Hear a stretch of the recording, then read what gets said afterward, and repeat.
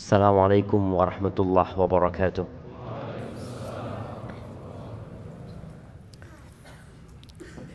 Alhamdulillah Rabbil alamin. Segala puji bagi Allah, Rabb, pemilik, pencipta, pengatur alam semesta ini. Indonesia hanya bagian kecil dari kerajaan Allah Azza wa Jalla.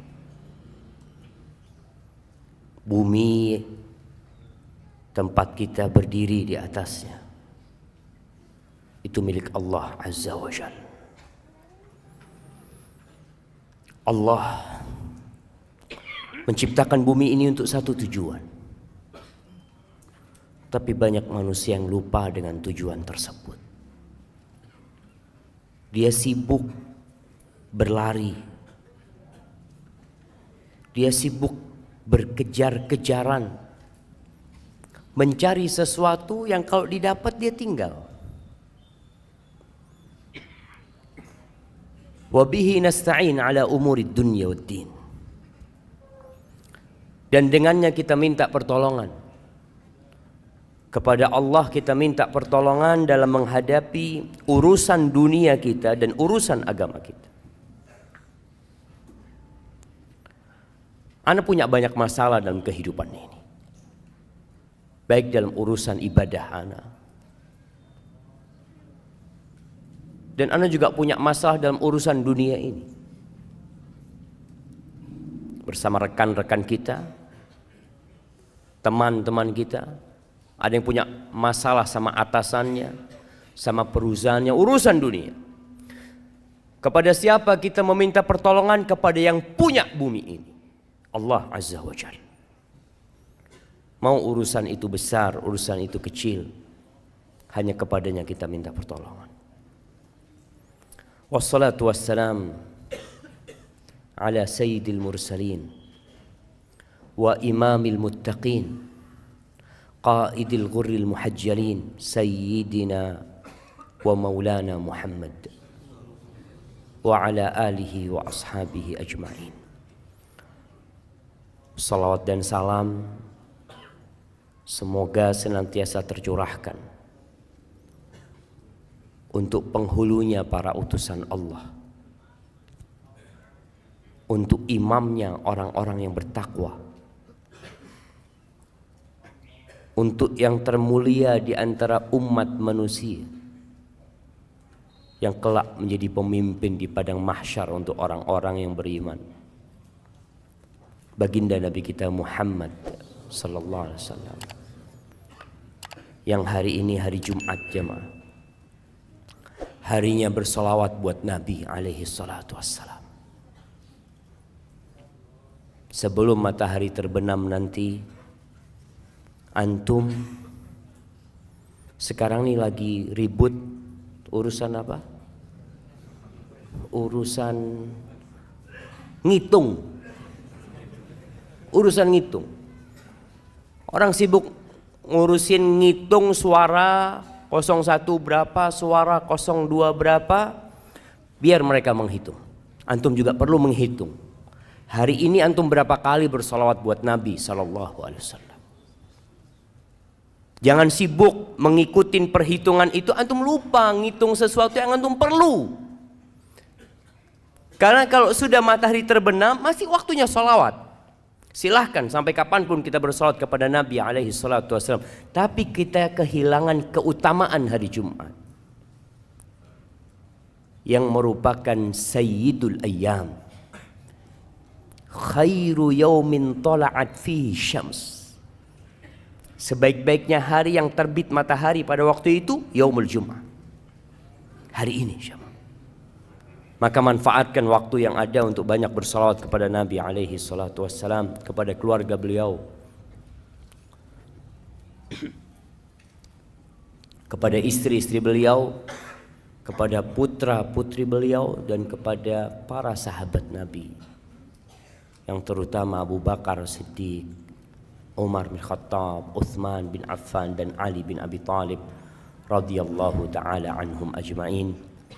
Amma ba'd. Jamaah rahimakumullah. Apa tema kita hari ini? Bekal di alam kubur. Sebenarnya semua sudah tahu. Apa sih yang harus kita bawa ke kuburan? Ketika antum dikasih tahu oleh ayah antum, nak, besok kita mau berangkat. Kemana ayah? Kita mau camping. Semua anak bawa bekalnya masing-masing. Bapaknya ngasih tahu, tempat camping kita becek. Tempat camping kita banyak ularnya. Tempat camping kita di sebuah lembah yang terkadang bisa jadi ada hujan dan akan banjir, akan tenggelam tempat itu. Ketika informasi ini disampaikan, kemudian besoknya berangkat, ada anak-anak yang tidak bawa bekalnya, dia tidak akan bisa menyalahkan orang tuanya. Ketika sampai sana dia nggak bawa tenda. Sampai sana dia udah tahu nanti gelap gulita, dia nggak bawa penerangan, dia nggak bawa lampu. Salahnya siapa? Salahnya dia. Dan kalau bicara kuburan, kita udah tahu kuburan itu seperti apa. Antum berangkat ke kuburan, antum melihat sebuah lokasi yang sunyi, senyap, yang semua orang punya kapling sendiri-sendiri. Bahkan kalau sekarang ada orang yang kuburannya itu harus diperbaharui, sewanya tiap 2 tahun, bayar lagi. Padahal cuma 2 kali 1 meter. Lobang yang sempit, yang kalau kita berangkat ke sana mungkin sebagian di antara antum pernah menggali kuburan. Antum bisa bayangin ketika gali kuburan itu. Ini tempat aneh yang terakhir. Sebesar apa rumah yang antum miliki? Seindah apa antum membuat sebuah bangunan tempat tinggal antum sama keluarga antum? Tapi kita semua harus tahu, tempat balik kita sama. Mau orang paling kaya di muka bumi ini, mau orang paling berkuasa di Indonesia ini, jabatannya paling tinggi di negeri kita, presiden, yang sekarang semua berebut untuk jadi presiden, nanti akhirnya akan ada di lubang itu, sama dengan tukang sampah. Masya Allah, dan rame-rame ketawa-ketawa di sana cuma. Ana izin minum dulu ya.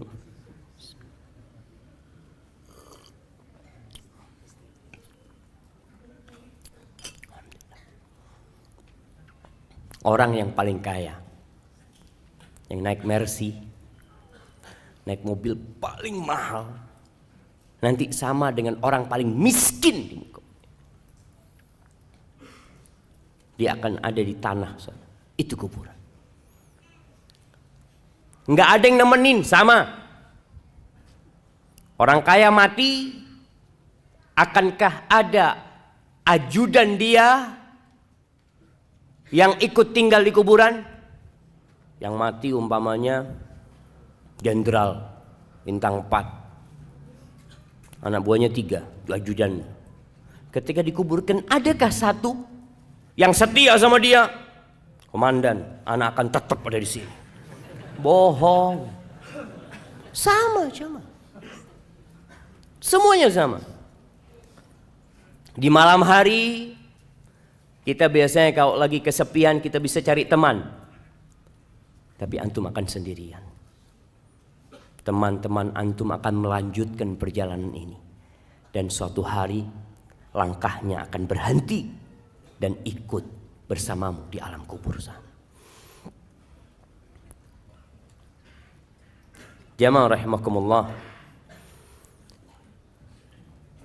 Kalau kita melihat dahsyatnya kuburan, walaupun kalau kita ngelihat dari luar biasa-biasa aja sih Ustaz. Seorang tabi'in yang bernama Ubaid ibn Umair, dia pernah berkata, innal qabra la yaqulu, kuburan itu akan berbicara.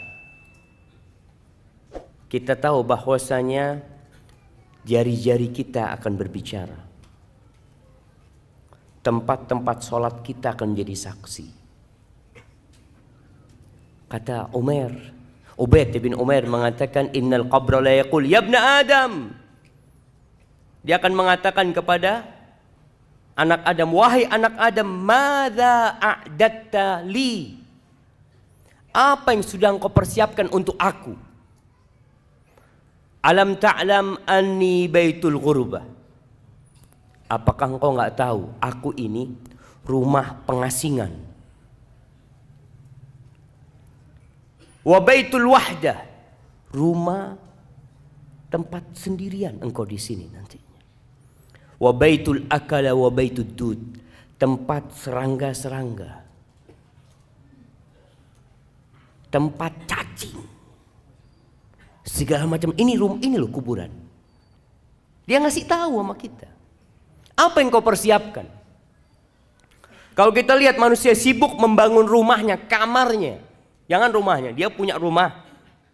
Oke, biasa rumahnya. Dia punya kamar, dia hiasin. Dia bikin keramik khusus. Dia pasang wallpaper. Tiap tahun diganti wallpapernya. Dia pasang AC.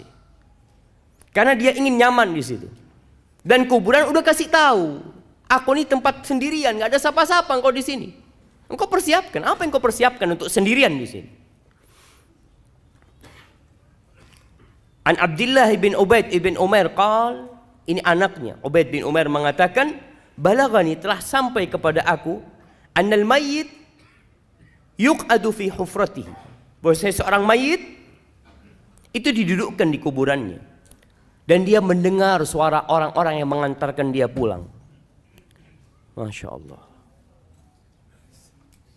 Mati lampu.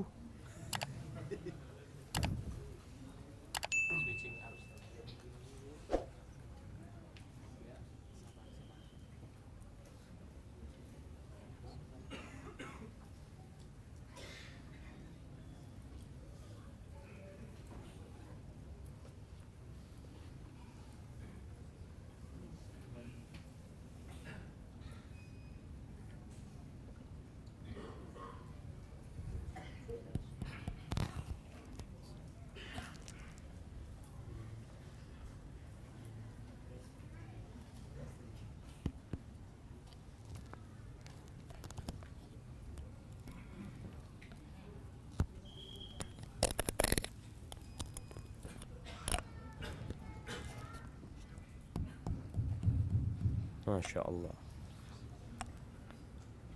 Sampai mana? Sampai kuburan. Akhirnya kuburan itu berkata kepada orang yang ada di dalamnya, wayahak ibnu Adam, celaka engkau Adam, dengarkan itu. Alaysa qad hudzirtani wa hudzirta dhiqi? Engkau kan udah dikasih tahu, aku ini tempat yang sempit loh. Engkau tuh diperingatkan tentang aku, bahwasanya aku baunya busuk. Engkau udah tahu ini tempat yang menyeramkan. Hadza ma a'dattu laka, ini yang aku siapkan untuk engkau di sini di kuburan. Terus yang kau siapkan apa? Umar bin Abdul Aziz rahimahullahu taala, kita tahu seorang khalifah yang zuhud, yang sebelumnya dia orang yang kaya raya, yang mewah hidupnya. Tapi di akhir hayatnya Allah berikan hidayah kepada Umar bin Abdul Aziz, sehingga dia menjadi khalifah yang adil, yang disegani, yang zuhud. Ketika menjadi pimpinan tertinggi umat Islam, awalnya dia hanya gubernur kota Madinah, kemudian jadi pemimpin tertinggi umat Islam pada waktu itu, yang ibu kotanya di Damaskus. Semoga Allah melepaskan Damaskus dari tangan orang-orang Syiah.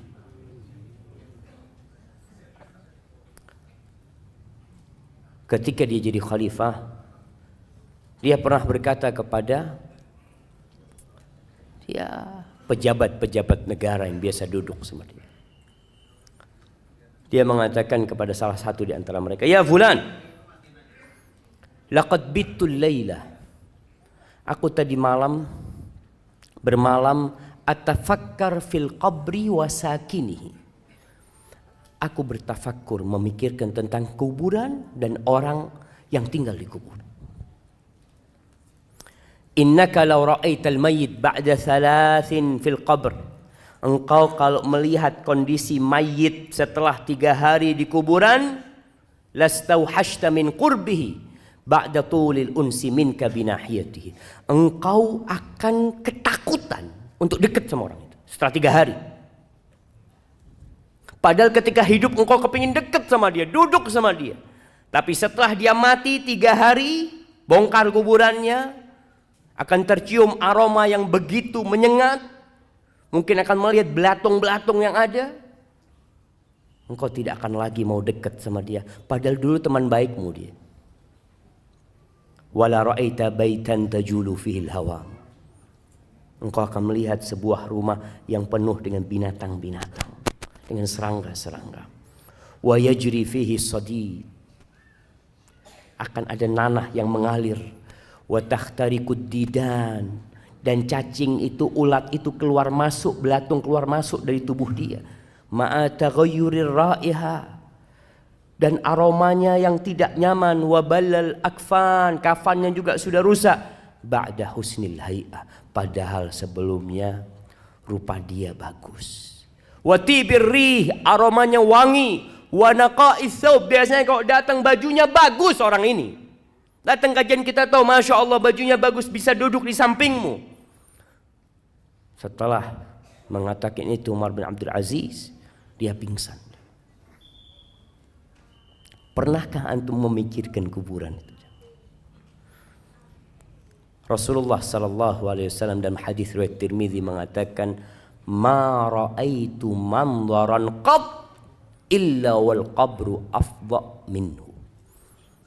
Tidak pernah aku melihat sebuah pemandangan melainkan kuburan itu lebih menyeramkan dari semua yang kau lihat.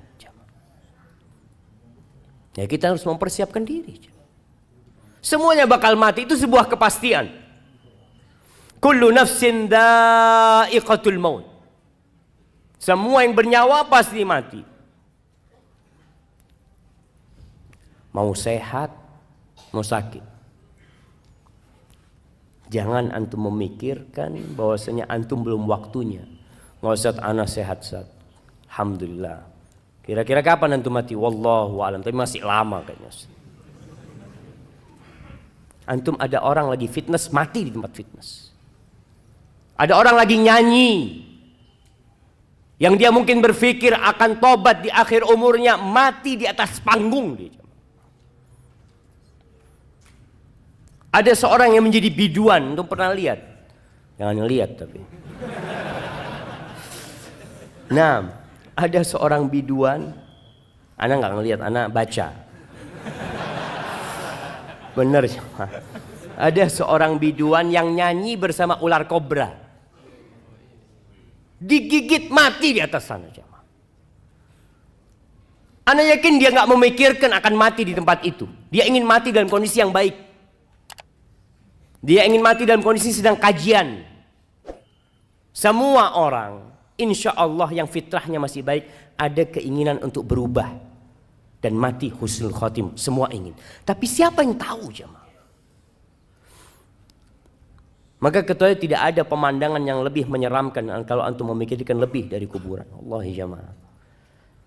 Suatu hari ada orang menjumpai Umar bin Abdul Aziz. Dia masuk ke tempatnya Umar bin Abdul Aziz. Dia heran melihat wajah Umar bin Abdul Aziz. Sudah kurus ya. Yang dulu tampan, yang dulu segar bugar. Kelihatannya udah. Karena capek beribadah Umar bin Abdul Aziz dan ngurusin umat. Akhirnya orang ini takjub dengan pemandangan ini. Kenapa kok kayak gini gitu dia. Apa kata Umar bin Abdul Aziz? Ya fulan, dia mengatakan, sekarang engkau heran melihat wajahku, kondisiku seperti ini. Gimana kalau engkau melihat aku setelah 3 hari dalam kuburan? Waqad kharajatil hadaqatan fasalata 'alal khaddain. Kedua mataku sudah ngelupas dari tempatnya. Keluar dari tempatnya, kemudian ada di pipi kedua mataku. Wa taqallasat asyafatani 'an asnan. Bibirku sudah ngelupas sehingga gigiku kelihatan. Wan fatahal fam, mulutku terbuka. Wa nata'al bat fa'ala sadr, perutku akan membengkak. Kemudian mungkin pecah menutupi dadaku. Wa kharaja sulbu minad dubur, dan tulang-tulang keluar dari dubur. Wa kharaja dud minal manakhir, dan engkau melihat belatung itu keluar masuk dari hidungku. Engkau akan lebih heran daripada apa yang kau lihat sekarang ini. Oleh antum harus memikirkan pemandangan itu. Kita ini sering tertipu. Apalagi anak lihat kadang-kala foto. Nih kamera-kamera tukang tipu semuanya. Antum kadang-kala foto kan ada pilihan macam-macam. Ada yang tambah putih, ada yang tambah ini, subhanallah. Antum coba pikirkan. Dan ada foto tambah tua sekarang. Iya. Coba antum memikirkan itu.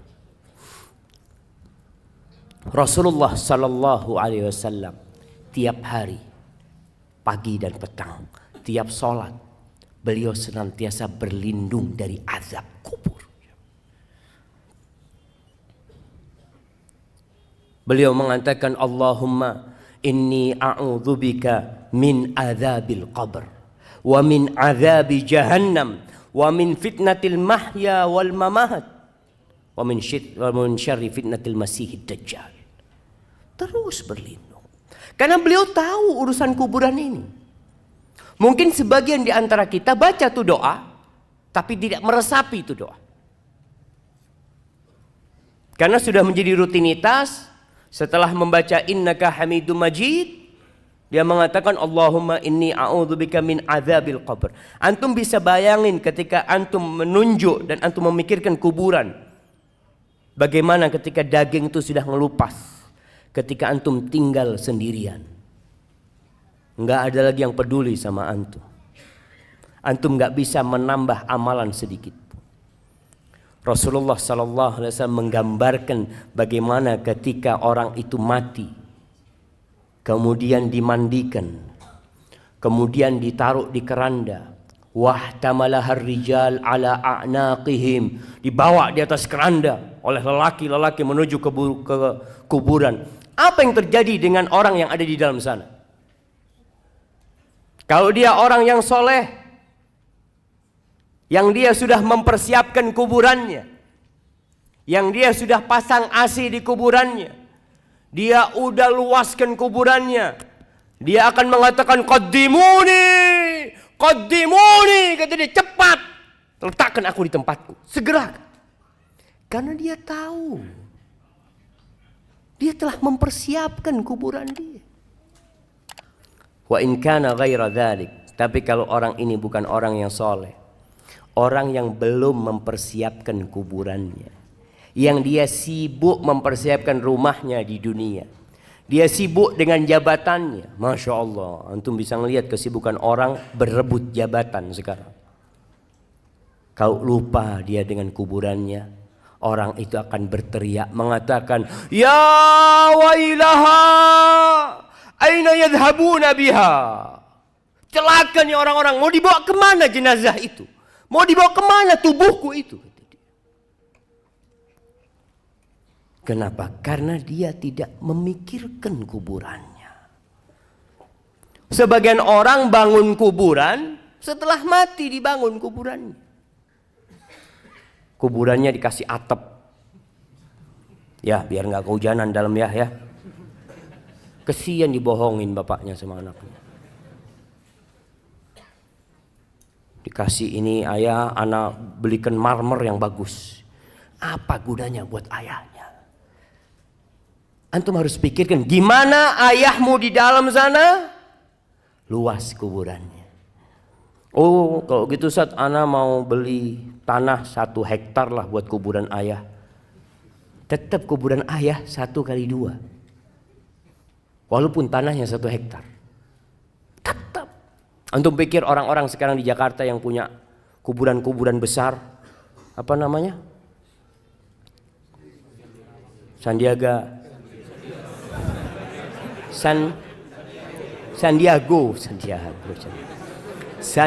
Hill. Nah, antum katanya Masya Allah rumahnya luas, besar. Pertanyaannya, dia dikuburkan berapa besar tempat dia? 1x2 tetap, sesuai dengan jasadnya. Pikirnya kalau dikasih luas gitu, dia malam bisa keluar gitu ya. Masya Allah, ana bisa jalan-jalan. Nggak ada jamaah. Manusia terlena jemaah.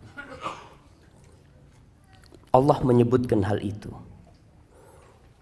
Alhaakumut takatsur hatta zurtumul maqabir kalla sawfa ta'lamun thumma kalla sawfa ta'lamun kalla law ta'lamuna ilmal yaqin la tarawunnal jahim thumma la tarawunnaha 'ainal yaqin thumma la tus'alunna yawma idzin 'anil na'im. Manusia ini terlena, lupa dengan masa yang akan datang. Dia sibuk dengan masa dia sekarang ini. Dia sakit ke dokter, hatinya sakit nggak diobatin. At-takatsur, banyak-banyakan harta.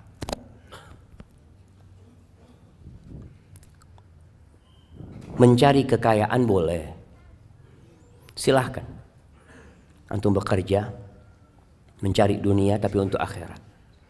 Namun yang namanya takatsur ini akan sampai suatu titik antum itu sudah nggak butuh sama duit.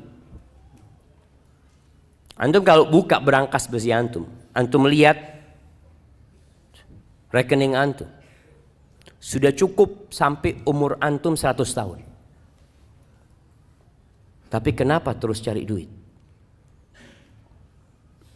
Kalau orang berpikir cukuplah, ana mau istirahat, mau beribadah.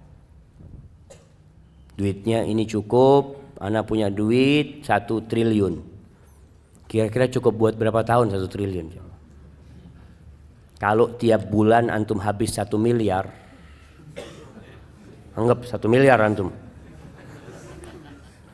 1 tahun 12 miliar. 10 tahun 120 miliar. Cukup lah. Berapa tahun jemaah? 80 tahun kira-kira.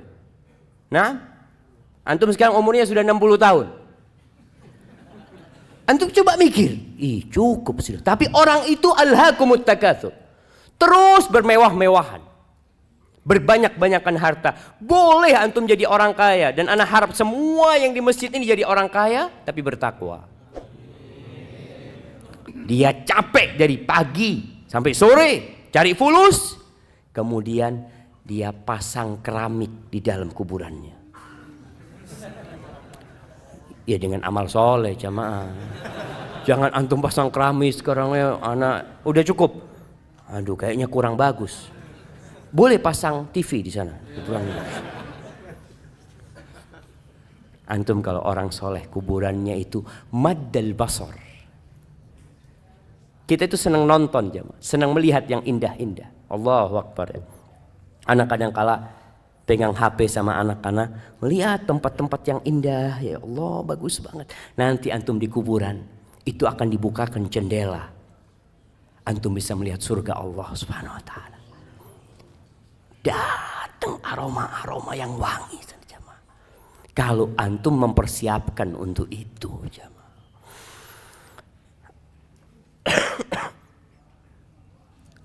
Yaqulu ibnu Adam, anak manusia ini berkata, mali, mana hartaku, mana hartaku? Engkau tahu hartamu itu yang mana? Ma akalta, yang engkau makan, kemudian jadi kotoran, itu hartamu. Wa ma labista fa ablait. Kalau bicara yang kita miliki itu yang kita pakai, kemudian dia jadi usang. Wa ma tasaddaqta fa abqait. Dan yang engkau sedekahkan lalu ini yang kau simpan. Ini jamaah. Kalau bicara harta yang milik antum itu, antum coba sekali-kali ke kuburan lihat berapa fulus ana yang sudah taruh sini ya. Yang ada di brankas besi, yang ada di ATM antum itu bukan milik antum. Bisa jadi milik antum, bisa jadi milik orang lain. Maka kenapa kita dianjurkan untuk ziarah kubur? Karena mengingatkan kepada akhirat, mengingatkan kepada kematian sehingga antum bisa siap-siap. Antum kalau datang ke kuburan, antum berpikir, ana punya duit 100 juta. Ana sedekah baru 10 juta. 90 juta antum tinggal kalau antum mati. Amr bin As, sahabat Nabi yang menaklukkan Mesir. Sahabat Nabi yang memang masuk Islamnya agak terlambat, tapi perjuangannya untuk Islam setelah itu begitu dahsyatnya. Imam Muslim meriwayatkan dari Ibn Syamasa al-Mahri, seorang tabi'in. Ibn Syamasa mengatakan hadarna Amr ibn al-As wa huwa fi siyaqatil maut. Kita pernah menghadiri Amr bin As di rumahnya. Amr bin As dalam kondisi dia mau mati sudah, naza sudah. Fahawwala wajhahu ila al-ha'id yabki tawilan. Ini sahabat Nabi. Dia menghadapkan wajahnya ke tembok.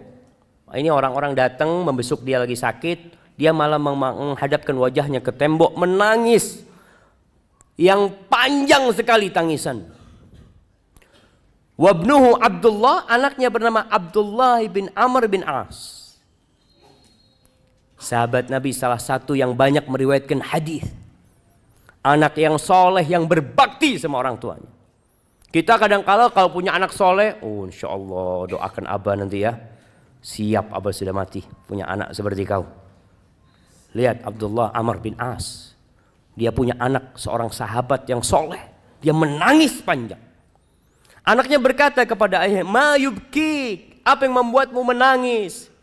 Wahai ayahanda, ama basyaraka Rasulullah sallallahu alaihi wasallam bikada, ama basyaraka bikada. Mulai disebutkan keutamaan-keutamaan abahnya. Bukankah Rasulullah SAW memberikan kabar gembira kepadamu tentang ini, tentang ini, tentang ini?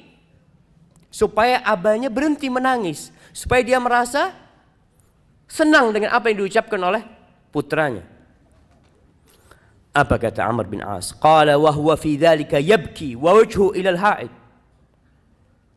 Qala thumma aqbala biwajhi. Terus bapaknya ini ngadep ke sana tapi akhirnya menoleh kepada kita.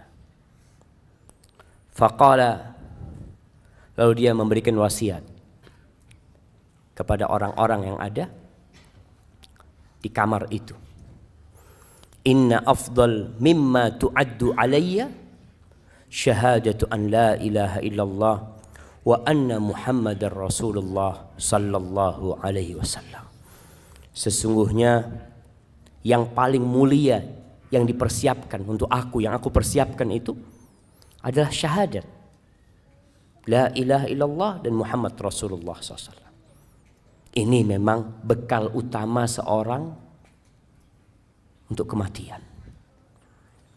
Man kana akhiru kalamihi la ilaha illallah dakhala al-jannah. Barang siapa yang akhir ucapannya la ilaha illallah, niscaya masuk surga. Ini bekal yang utama. Tahu Amr bin As dengan hal itu. Walakinni, tapi dia cerita masalahnya aku ini beda. Aku punya masalah dalam kehidupan ini. Qad kuntu ala atbaqin thalath. Aku itu hidupku ini di 3 fase.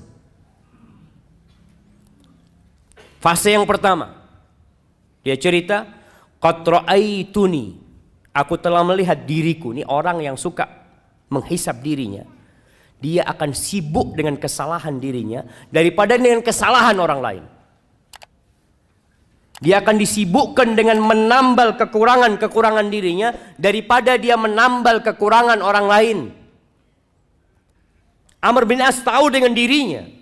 Dia bercermin. Maka dia mengatakan, qad ra'aituni, aku telah melihat diriku, ma minan nasi min ahadin abghad ilayya min Rasulillah SAW. Di fase yang pertama itu, tidak ada satu manusia yang lebih aku benci daripada Rasulullah SAW. Bagaimana bencinya Amr bin As kepada Nabi SAW. Wala ahabbu ilayya min an astamkina minhu fa'aqtulahu. Dan bagaimana ambisiku pada waktu itu bisa membunuh Nabi SAW. Falau mittu ala tilka tabaqah lakuntu min ahlin nar. Andai kata aku mati dalam fase itu, niscaya aku jadi penghuni neraka, pasti sudah, kata dia. Kemudian di fase kedua, thumma ja'alallah al-islam fi qalbi. Kemudian Allah memberikan hidayah kepada aku, menjadikan Islam di hatiku. Lihat bahasanya, Amr bin As mengatakan, Allah yang bagi Islam sama aku.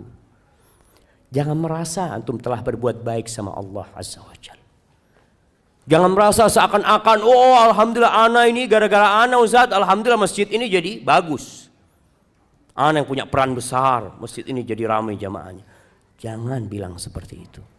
Katakan Allah Azza wa Jalla yang memberikan hidayah kepada orang-orang sehingga datang ke rumah Allah.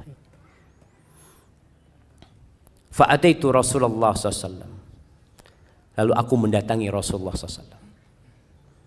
Liubayi'ahu, untuk berbaiat kepadanya. Dia berbaiat, menyatakan masuk Islam, mengucapkan janji setia kepada Nabi SAW. Faqultu ubsut yaminak ya Rasulullah. Ketika aku datang menyumpai Nabi SAW, aku mengatakan, ya Rasulullah, berikan tangan kananmu kepadaku. Fabasata yadahu. Nabi SAW memberikan tangannya kepada aku. Thumma inni qabattu yadi. Tapi ketika itu nggak jadi. Aku menarik tanganku. Nggak jadi bersalaman dengan Nabi SAW. Faqala malak ya Amr. Kenapa engkau? Kok engkau urungkan niatmu? Faqultu aradtu an ashtarit. Aku mau kasih persyaratan. Ini orang mau masuk Islam mau kasih persyaratan. Subhanallah. Kenapa? Dia tahu siapa dirinya. Dia tahu kejahatan-kejahatan yang pernah dia lakukan. Maka Amr mengatakan, ditanya sama Nabi SAW, tashtaritu madza? Apa syaratmu? Kata Amr bin As, ashtaritu an yughfara li. Syaratnya diampuni dosa-dosaku. Syaratnya diampuni dosa-dosaku. Karena Amr bin As berpikir, kalau aku masuk Islam tapi dosaku yang masa lalu, yang aku ingin membunuh Nabi SAW tidak diampuni, apa gunanya aku masuk Islam? Maka ketika orang masuk Islam, hendaklah masuk Islam dengan berpikir tentang agama Allah ini. Jangan merasa sekali lagi berbuat baik kepada Islam. Tapi Islam yang telah memberikan kebaikan kepada kita. Lalu Nabi SAW mengatakan kepada Amr,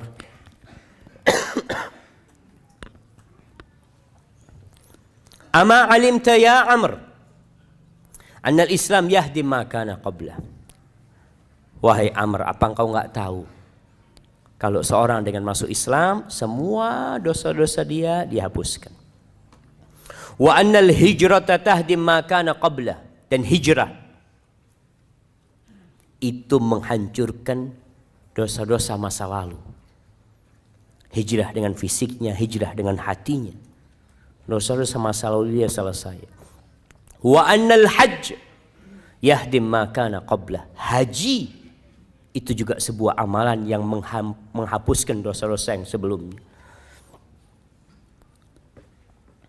Lalu Amr bin As menyebutkan tentang dirinya lagi. Faqad ra'aituni, setelah itu Aku melihat diriku, ma minan nasi ahadun ahabbu ilayya min Rasulillah SAW. Wala ajallu fi aini minhu. Enggak ada orang yang lebih aku cintai daripada Nabi SAW.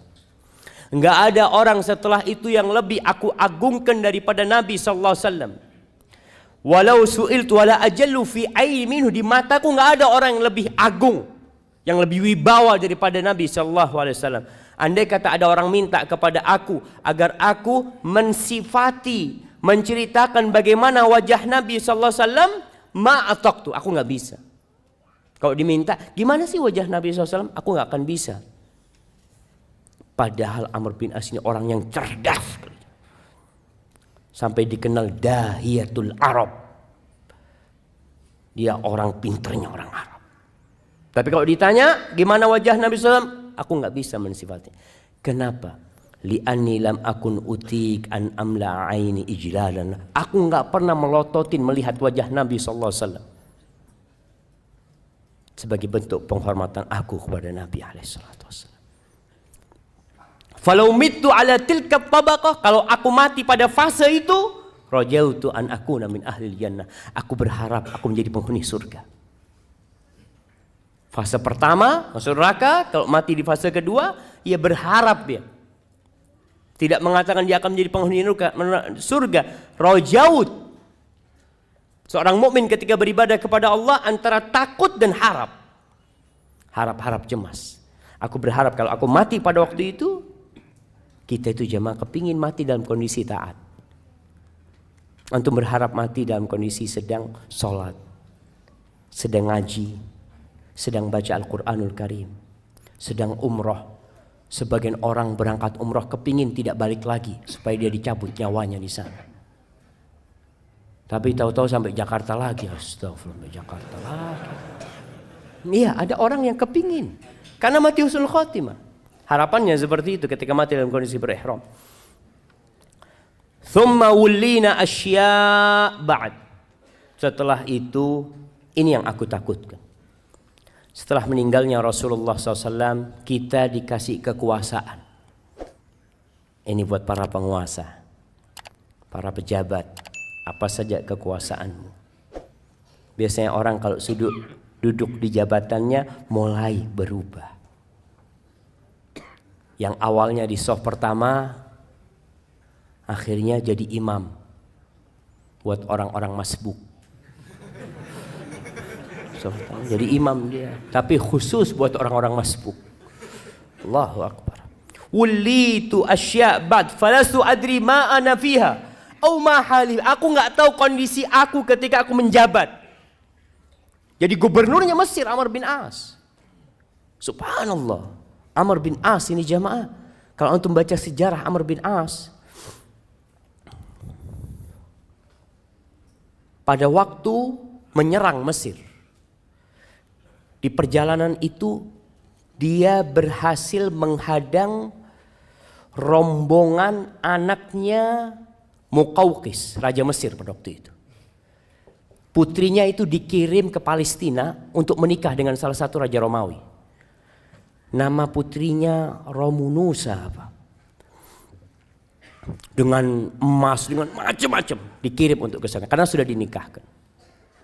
Ketika ditangkap oleh Amr bin As, Amr bin As itu mengatakan kepada para sahabatnya, kalian ingat Raja Muqawqis itu pernah kirim hadiah buat Nabi kita sallallahu alaihi wasallam. Pernah kirim bagla. Bagla itu campuran antara kuda sama keledai. Kasih hadiah buat Nabi, bagla yang bagus, dan mengirimkan seorang budak, Maria Al-Qibtiyah. Gimana menurut kalian kalau kita balas kebaikan raja itu agar tahu dengan kebaikan Nabi kita Muhammad SAW? Itu dibalikin rombongan itu ke Mesir. Jadi banyak kebaikan Amr bin As radhiyallahu ta'ala. Maka dia mengatakan, aku nggak tahu kondisi aku ini gimana sekarang. Fa idza ana mittu fala tashabni naihatun wala nar. Kalau aku mati, tolong nggak ada wanita-wanita yang meratap, yang menangis-nangis, yang menemani aku ke kuburan, yang mengantarkan aku ke kuburan. Wala nar, nggak ada api-api untuk memeriahkan orang mau mati, dimeriahkan. Kadangkala pasang mercon atau apa, nggak ada.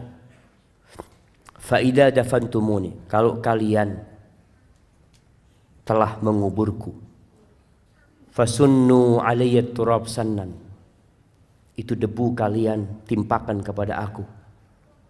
Ya, jangan keras-keras maksudnya Amr bin As. Sudahlah, kalian ratakan aku dengan tanah. Faida farautum min qabri, kalau selesai kalian mengubur aku, famkuthu inda qabri, kalian jangan pulang dulu, kata Amr bin As. Dia tahu gimana kondisi di kuburan. Dia bakal sendirian, dia bakal ditinggal sama semuanya. Tapi dia minta famkuthu inda qabri qadra ma yunharu jazur wa yuqsamu lahmuha. Tolong kalian ya tetap di kuburan sebentar lah. Seperti orang menyembelih onta kemudian membagikan daging-daging. Ya berapa menit kalian tetap di sana. Fa ini asta'nis bikum, supaya aku tidak merasa kesepian. Dia takut ditinggal. Hatta a'lam madza uraji bihi rusul rabbi, sehingga aku tahu bagaimana aku menjawab pertanyaan-pertanyaan mungkar dan nakir. Ahibati fillah, orang ketika mati itu diikutin oleh 3 hal. Yatba'ul mayyit salas. Apa yang ikut ke kuburan jemaah? Siapa yang mau jawab? Harta, keluarga, amal. Hartanya gimana? Hartanya ikut. Gimana hartanya? Siapa yang tahu? Harta yang ikut ke kuburan? Hartanya ikut pulang, keluarganya ikut pulang, dan amalnya.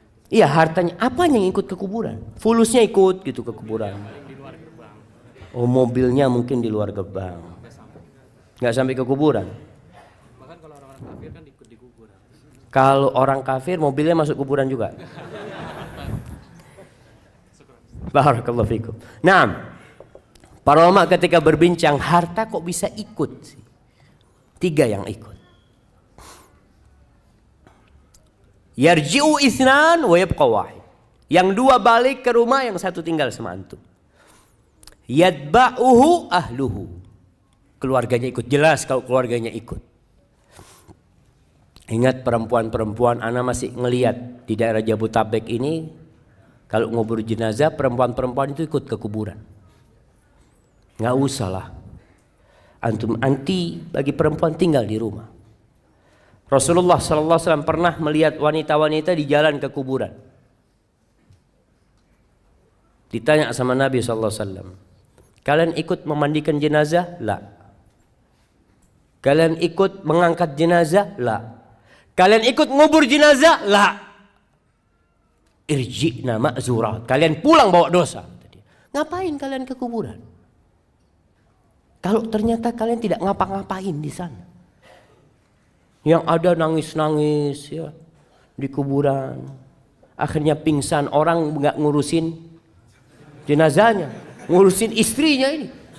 Apalagi kadangkala, subhanallah, perempuan ini jamaah. Moga Allah memberikan hidayah kepada perempuan-perempuan dan kepada antum juga semua, pada kita semuanya.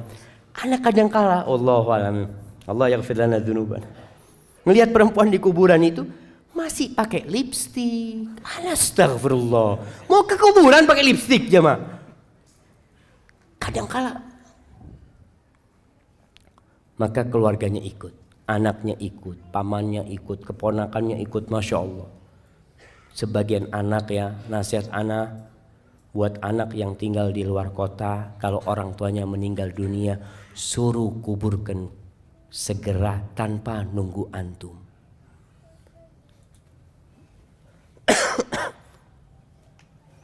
Itu sebagai bentuk kebaktian antum sama orang tua. Antum kadang-kadang mengatakan, enggak, anak ingin mengucapkan salam terakhir. Selesai, enggak ada salam terakhir, sudah mati. Seharusnya engkau dampingin orang tuamu sebelum mati. Jangan ketika dia mati disuruh nunggu anaknya 24 jam. Anaknya di luar pulau. Ditunggu padahal sudah meninggal, tempat dia bukan di muka bumi ini lagi. Selesai, katakan kuburkan orang tua anak. Engkau gimana? Nggak apa-apa, yang penting orang tua anak sampai ke tempatnya. Engkau datang, kemudian engkau datang ke kuburannya, boleh sholat jenazah di atas kuburan. Sholatin di atas kuburan. Nggak harus nunggu antum. Keluarganya ikut. Wa malu, hartanya ikut. Ulama ketika berbincang tentang hartanya yang ikut ini mengatakan ini dulu itu ada budak. Budak itu harta di mana diperjualbelikan sehingga budak-budaknya pada ikut menguburkan. Tapi juga ada yang ke kuburan naik kendaraan mungkin. Ada yang dinaikkan kereta atau apa ke kuburan. Mungkin kalau sekarang pakai mobilnya ikut. Dan yang ketiga, bisa jadi dia diikutin sama hartanya karena dia orang kaya. Antum lihat kalau orang kaya mati, Masya Allah, kuburannya itu rame. Masjid rame. Sampai pernah ada seorang jemaah, cerita temen nih, gak tahu di Bekasi atau di mana. Dia cerita, ada salah satu ikhwan meninggal dunia, disolatkan di sebuah masjid, rame yang nyolatin jemaah. Salah satu jamaah masjid tanya, ini orang kaya dari mana yang mati? Kenapa Pak katanya? Iya berarti kan bisa ngasih amplop kepada semua yang sholat itu. Subhanallah. Nggak tahu itu di mana jamaah. Ada yang pernah sholat jenazah dapat amplop? Ada yang pernah? Angkat tangan. Mana jamaah? Dapat beras tuh. Masya Allah. Kasih kesini. Jadi ngambil berasnya di mana tuh?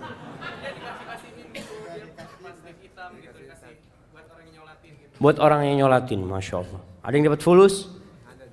Masya Allah. Dapat berapa tuh? Dapat berapa?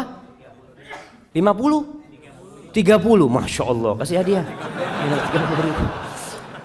Antum terima?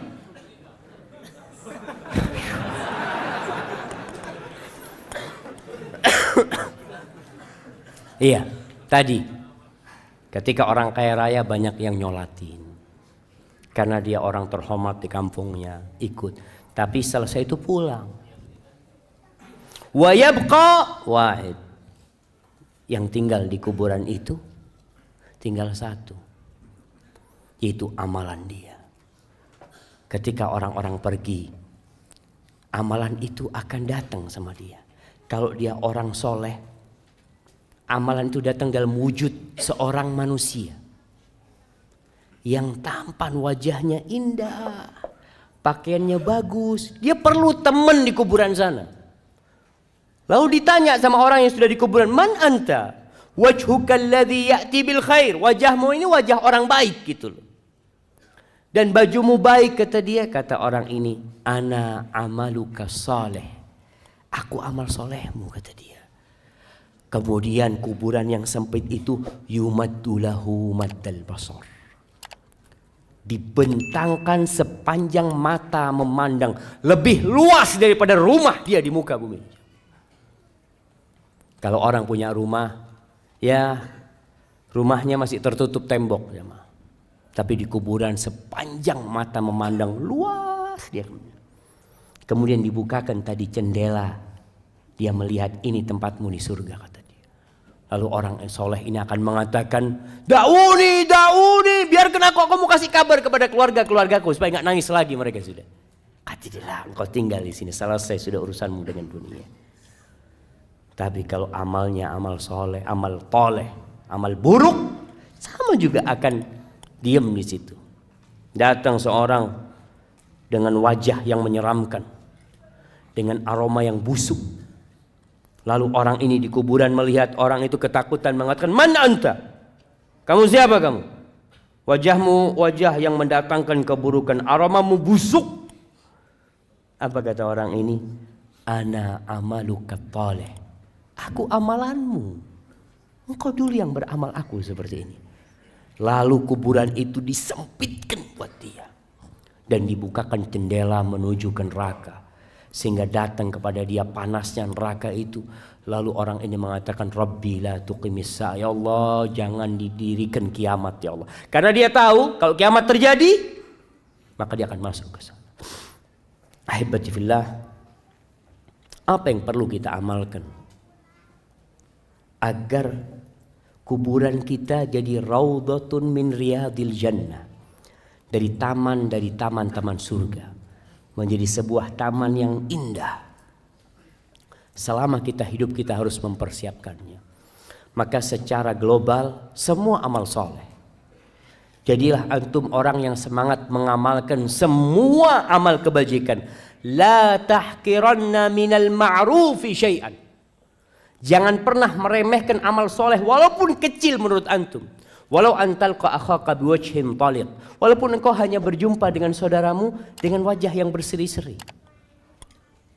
Ini buat teman-teman yang udah ngaji. Antum setelah ngaji itu seharusnya senyum antum lebih banyak kepada tetangga, kepada rekan-rekan antum, supaya masyarakat di kampung itu merasakan antum nih jadi baik sekarang setelah hijrah. Jangan cuma pasang jenggot terus matanya mulai melototin. Nah ini kayaknya masuk neraka. Antum jadi astagfirullah. Antum siapa antum?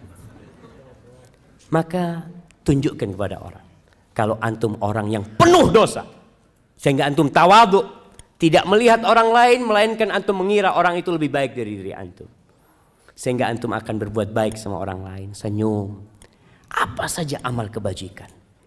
Lihat sampah antum buang, orang kampung jadi lihat antum ini, masya Allah, kalau fulan datang jalan itu bisa bersih. Bawa sapu nggak apa-apa, antum sapu. Ini satu amalan yang mungkin buat antum ringan. Ana masih ingat dengan sebuah cerita di Jogja sana jemaah. Seorang ustadz yang cerita. Ada seorang wanita tua, habis asar itu dia ke musola dekat rumahnya. Di depan musola itu ada pohon mangga atau pohon apalah, lupa waktu itu satu cerita. Jadi perempuan tua ini datang membawa tongkat yang ujungnya ada pakunya. Dia itu datang ke musola, di halaman musola, dia tusukin itu daun mangga itu, daun apa lupa, ditusukin satu persatu lalu dibuang ke sampah sampai bersih. Remaja masjid bingung sama wanita tua ini. Kenapa wanita tua ini kok nggak bawa sapu aja ya? Disapu kan lebih cepat. Akhirnya suatu hari sebelum perempuan itu datang sama remaja masjid, disapu itu daun, bersih pelataran masjid ini. Wanita tua itu datang menangis, dia jemaah, menangis orang itu. Bingung akhirnya remaja masjid, kenapa ya Allah, apa yang sudah kita lakukan? Ibu-ibu kan seharusnya gembira gitu loh, nggak capek-capek lagi nyapuin gitu kan. Seharusnya jazakallah khair, udah selesai, makasih banyak. Apa kata ibu tua ini? Ana itu dengan setiap daun yang ana ambil itu, ana bersolawat buat Nabi SAW. Mungkin orang nggak tahu jamaah, tapi Allah tahu dengan amalan antum. Kita perlu punya amalan yang tersembunyi, yang tidak ada manusia yang tahu, yang mudah-mudahan itu yang menjadi penerang kuburan kita.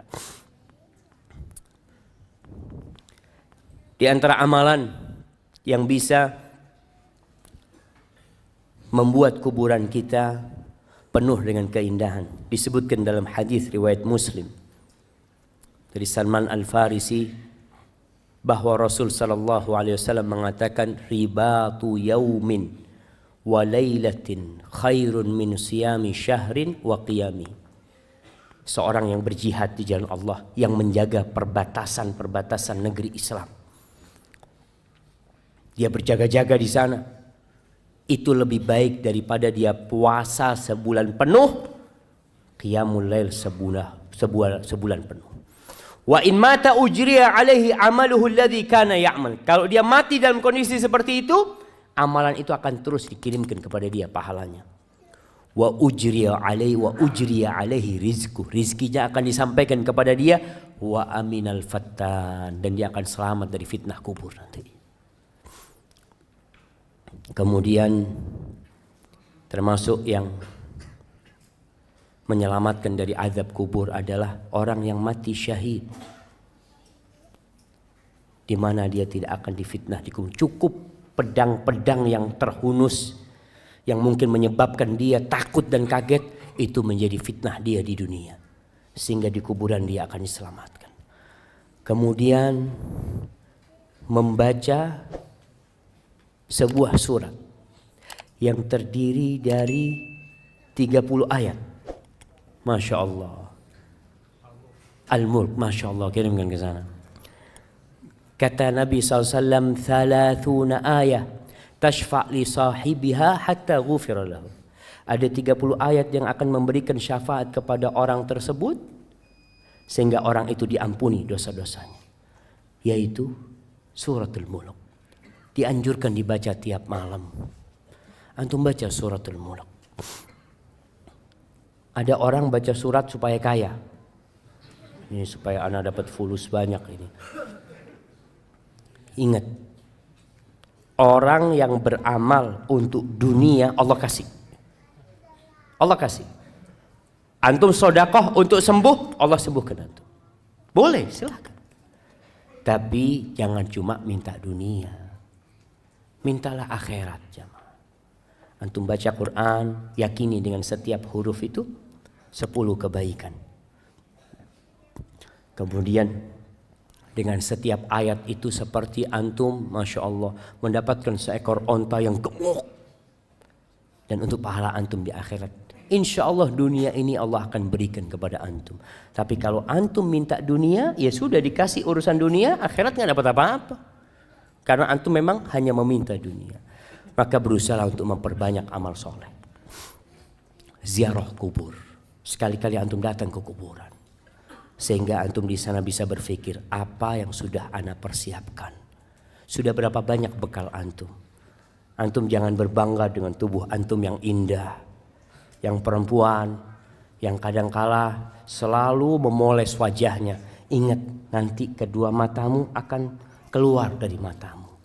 Pipimu yang indah akan lobang berisi belatung. Perutmu semua juga akan penuh dengan kotoran. Hingga hal itu membuat kita mempersiapkan diri. Apa yang akan kita lakukan? Karena Rasul SAW mengatakan, aksiru dzikra hadhimil ladzat.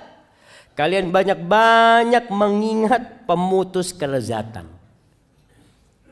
Pemutus kelezatan, yaitu kematian. Hadza wallahu a'lam bishawab. Itu yang bisa saya sampaikan pada kesempatan kali ini. Semoga mendorong kita di bulan Sya'ban ini untuk banyak-banyak beramal soleh, untuk bertobat kepada Allah atas dosa-dosa yang kita lakukan. Baik. Namanya ada pertanyaan yang sudah dijawab dalam penjelasan tadi. Ustaz, bagaimana hukumnya kalau kita diwasiatkan untuk menguburkan orang tua di kota A? Sedangkan saat ini orang tua kita tinggal di kota B yang jaraknya 6-8 jam perjalanan dari kota A. Apakah mengikuti wasiat itu atau dikuburkan di tempat tinggalnya? Jazakallah khair. Gak apa-apa, wasiat itu selama tidak bertentangan dengan agama boleh dilaksanakan. Kalau ada orang meninggal dunia di Jakarta umpamanya, dia wasiat tolong ana dimakamkan di Mekah umpamanya.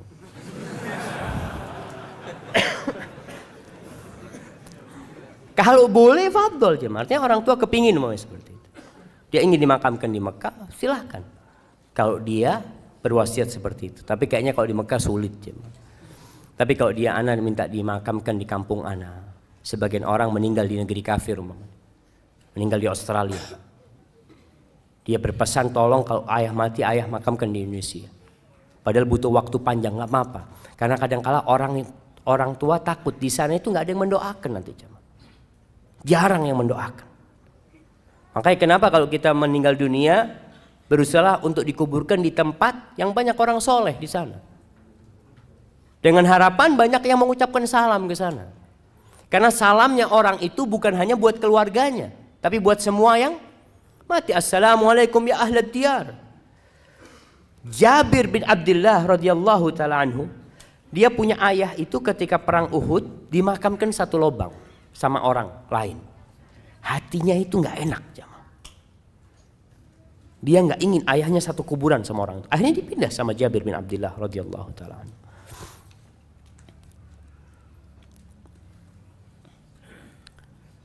Allahu Akbar. Ustadz, bagaimana hukumnya main game?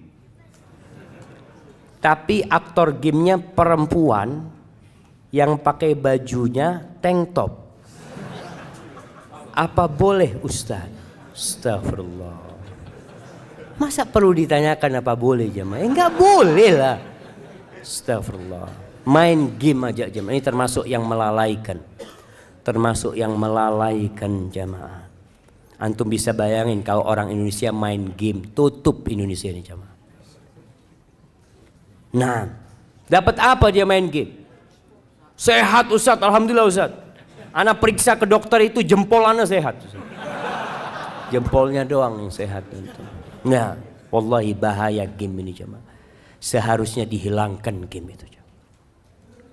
Rabi ibn Khusaim pernah anaknya minta izin sama putrinya, mengatakan, ayah aku mau main. Ngomong sama ayahnya, anakku ngomong yang baik lah, jangan ngomong mau main.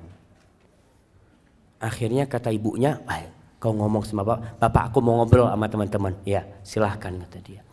Kenapa kalau dia nggak ngomong, tidak mau dengan kata-kata main, dia mengatakan permainan itu selalu dicela sama Allah Subhanahu wa taala.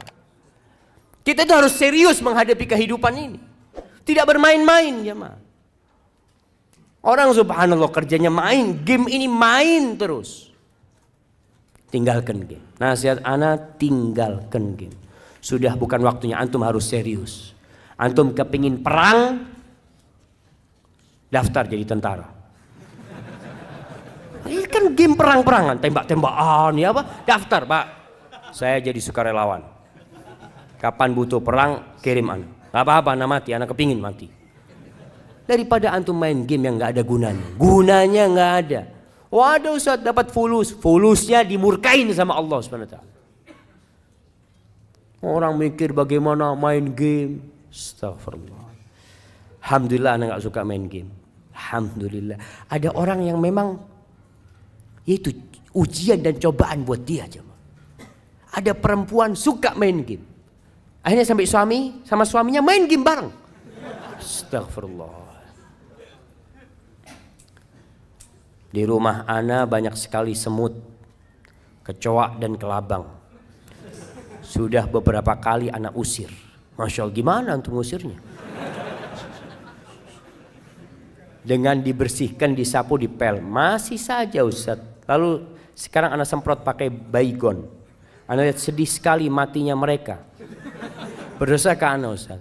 Ingat, semut itu termasuk binatang yang tidak boleh dibunuh. Ketika mengganggu boleh dibunuh. Tapi selama tidak mengganggu, antum ngelihat ada semut lewat ya, ngapain ini? Ambil baygon antum, bunuh dia. Antum biar dia mau lewat, mau main kemana gitu, seperti itu. Nah, artinya kalau mengganggu boleh dibunuh. Tapi kalau kelabang sama kecoa, boleh, dia termasuk serangga yang boleh lah dihilangkan karena memang apalagi kelabang yang berbahaya itu. Ustadz, saya seorang istri yang sudah, Masya Allah, sudah jangan ditaruh lagi ke atas. Ustadz, saya seorang istri yang sudah berhijrah, tapi suami saya belum. Dan untuk sholat 5 waktu nggak pernah Ustadz. Padahal saya selalu mengingatkan suami untuk sholat. Yang saya tanyakan, apakah masih ada surga di suami saya buat istrinya? Apa yang harus saya lakukan Ustaz? Nah, berusaha untuk diperbaiki. Karena kondisinya anti memang menikah sama dia dulu, bukan melihat kepada agamanya. Artinya bertahun-tahun anti hidup sama dia itu aman-aman saja. Ketika anti berhijrah, antum melihat ada masalah di suami, kasih nasihat. Kalau nasihat dari anti tidak bisa masuk kepada dia, lewat orang tuanya. Kalau sudah nggak mungkin kasih nasihat, anti boleh gugat cerai. Gugat cerai. Sebagian ulama dalam mazhab Hambali berpendapat orang yang meninggalkan sholat, full sama sekali tidak sholat, sudah kafir. Sehingga pernikahannya sudah batal secara otomatis. Itu dalam sebagian mazhab Hambali. Karena orangnya dianggap murtad. Tapi dalam mazhab Syafi'i tidak. Dia masih muslim tapi yang melakukan dosa besar. Engkau punya hak untuk cerai. Mudah-mudahan dengan engkau gugat cerai, kalau ditanya apa masalahnya, masalahnya dia nggak sholat. Kalau dia sholat, aku tidak akan gugat cerai. Maka insya Allah dengan cara itu semoga suamimu dapat hidayah. Artinya tujuannya itu supaya suami berubah. Barakallahu fikum. Dan bagaimana azab kubur bagi orang yang berselingkuh dan berzina? Dan apabila bertobat bagaimana cara agar tetap istiqamah? Rasulullah SAW ketika Isra Mi'raj beliau melihat azab kubur. Khususnya buat orang-orang yang berzina, beliau melihat ada lelaki dan wanita di dalam tungku. Kayak di dalam tungku jamaah yang atasnya sempit, bawahnya lebar. Kayak gentong gitu jamaah. Yang atasnya sempit. Di bawah itu ada api. Jadi ketika api itu membara, mereka naik ke atas, dibakar mereka. Mau keluar nggak bisa keluar. Tahu-tahu api itu redup sekali. Nanti dibakar. Karena orang berzina biasanya nafsunya naik kemudian turun. Seperti itu dibakar terus sampai kiamat. Antum bisa bayangin, antum punya jari. Cobalah kalau antum mau coba ya. Antum pasang korek, coba 1 menit lah. Kalau kuat 2 menit. Antum nggak kuat. Orang-orang yang kurang imannya, mereka lah yang akhirnya melakukan dosa zina. Sehingga Nabi SAW mengatakan la yazni zani wa huwa mu'min. Tidaklah seorang berzina dalam kondisi berzina dia beriman. Imannya itu keluar aja ketika dia melakukan perzinahan itu. Karena kalau dia beriman, dia dilihat sama Allah Azza wa Jalla ketika melakukan perzinahan itu. Dan Allah murka dengan perbuatan itu. Ingat jemaah, ada suatu hari yang semua akan dibongkar. Walaupun istrimu nggak tahu, suamimu nggak tahu, orang satu kampung nggak tahu, tapi Allah tahu dengan perbuatan tersebut. Dan azab kubur menanti sebelum nanti diazab pada hari kiamat. Na'udzubillahi minan nar. Assalamualaikum Ustaz.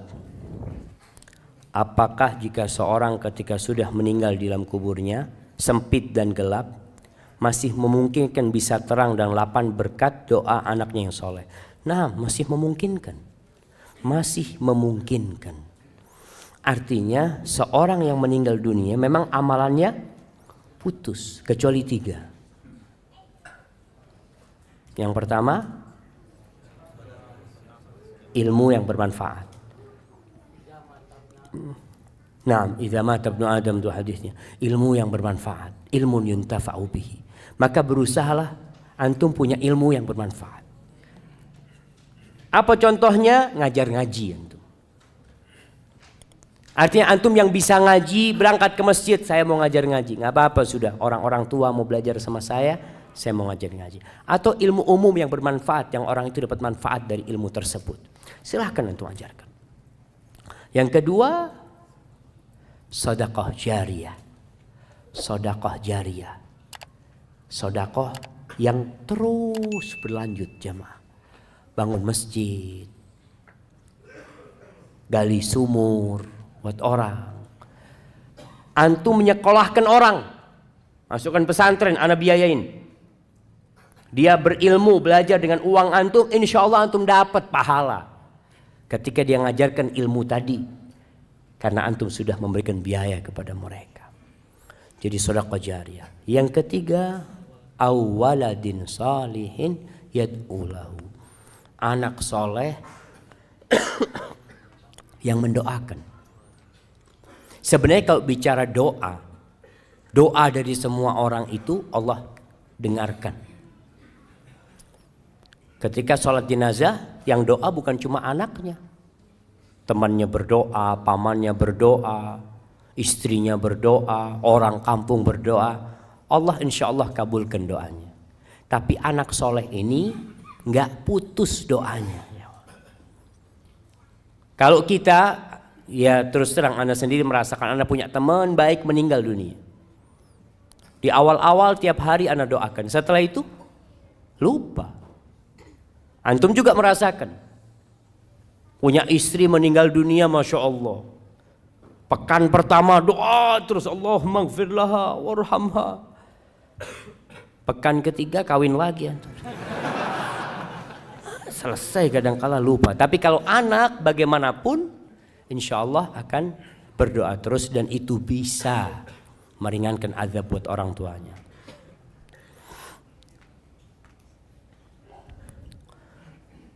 Bagaimana caranya agar di dalam pembicaraan tidak ada unsur ujub? Sebab Ustadz, saya adalah seorang guru yang suka ditanya tentang hal agama atau nasihat. Lalu saya menjawab sesuai kapasitas ilmu agama yang saya miliki. Saya takut dalam penjelasan kepada orang yang bertanya itu saya ada unsur ujub yang saya tidak sengaja. Taib, ujub ini adalah berbangga dengan diri sendiri. Antum takjub dengan diri sendiri, lupa sama Allah Azza wa Jalla.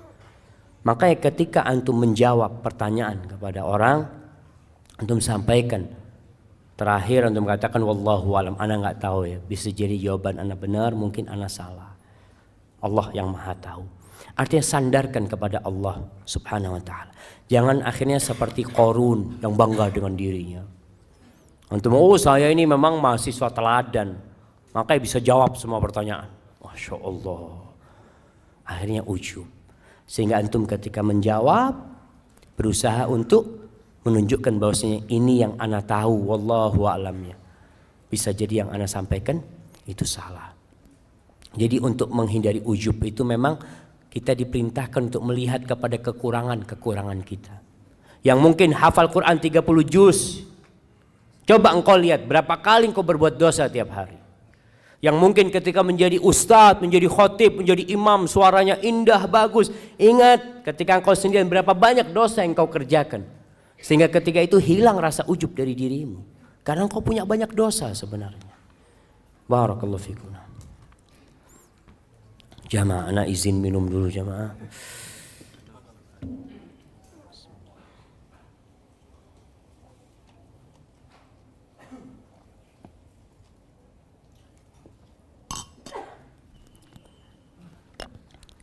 Assalamualaikum. Alhamdulillah. Qadarullah. Ibu ana sudah tidak bersama kami 7 tahun yang lalu karena sakit diabetes dan sudah komplikasi. Alhamdulillah semasa hidupnya rajin ibadah dan baik kepada siapa saja, namun belum kenal sunnah. Bapak ana bercerita sebelum meninggal ibu ana merasa kesakitan kakinya dan mengucapkan istighfar, lalu minta dipijat oleh bapak ana. Setelah itu tiba-tiba ibu ana tidak sadarkan diri, langsung meninggal di hadapan bapak ana. Bapak ana kaget, lalu refleks memeluk ibu ana dan mencium aroma wangi keluar dari telinganya. Apakah aroma tersebut adalah ruh ibu ana yang keluar dari jasadnya? Mengapa tercium aroma wangi dari telinganya? Apakah meninggalnya ibu ana termasuk husnul khotimah? Jamaah, memang orang yang soleh ketika keluar itu dalam bau yang wangi sekali. Malaikat-malaikat itu membawa kafan-kafan dari surga yang wangi. Ruh itu keluar ditangkap oleh malaikat, dibawa ke langit. Setiap lewat itu mereka mengatakan siapa ini, wangi banget aromanya. Kemudian dikembalikan ke bumi. Jadi wallahu a'lamnya, berkaitan dengan ruh ini, orang-orang ketika bertanya tentang ruh kepada Nabi SAW, Allah mengatakan qulir ruh min amri rabbi. Ruh itu urusan Rabbku. Jadi mungkin ada kejadian-kejadian di dunia ini, orang yang melihat azab kubur ditampakkan, atau dia melihat nikmat kubur, mungkin dia melihat. Tapi wallahu a'lam bishawab, kita tidak bisa memastikan hal itu. Kadangkala ada orang kafir, kalau antum lihat ya, di film-film dulu itu kafir tersenyum matinya, tapi wallahu alam, kita nggak tahu. Maka kita serahkan kepada Allah Azza wa Jal. Kalau tadi abah antum mencium aroma wangi dari telinga ibu antum, semoga ibu antum husnul khatimah ya. Karena sebagaimana antum sebutkan tadi, dia termasuk orang yang baik. Hadza wallahu a'lam bishawab. Ustaz, bagaimana cara mengurangi ngambek kesal pada suami? Saat teringat akhirat dan alam kubur, ana takut jadi istri yang tidak taat. Na'udzubillah. Tapi ana suka kesel dan ngambek bila ada yang kurang berkenan. Bagaimana cara menguranginya?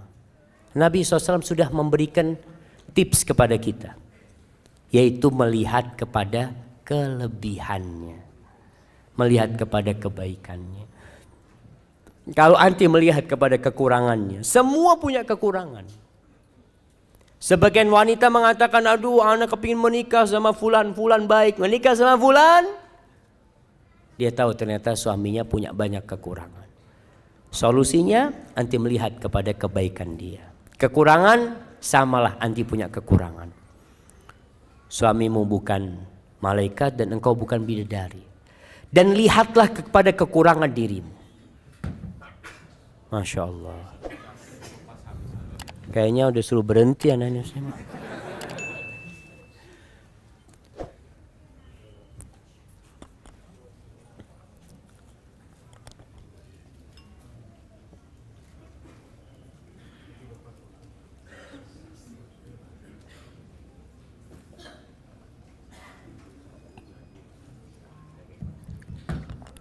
Nah, jamaah.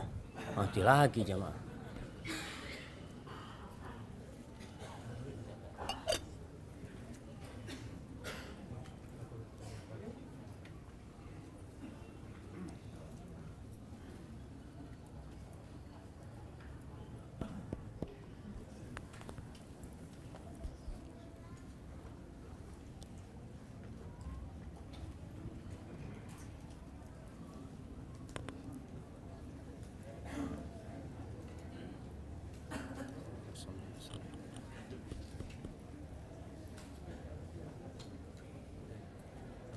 Penutup lah, masalah tutup.